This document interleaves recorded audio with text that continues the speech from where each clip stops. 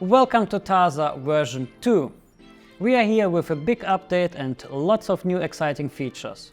Our biggest feature is the multiple workspace one, where you can include different teams, different companies, family, friends, and everyone you want to work with in a group in one app.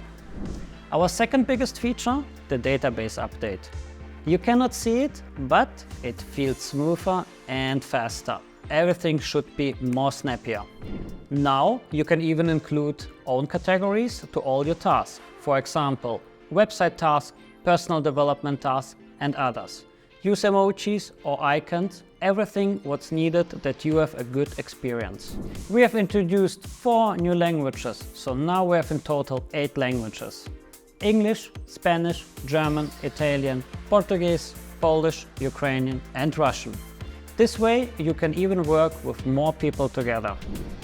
Last but not least, we have introduced many bug fixes and many small improvements to make your work experience with Tarsa much more fluent, more efficient and professional.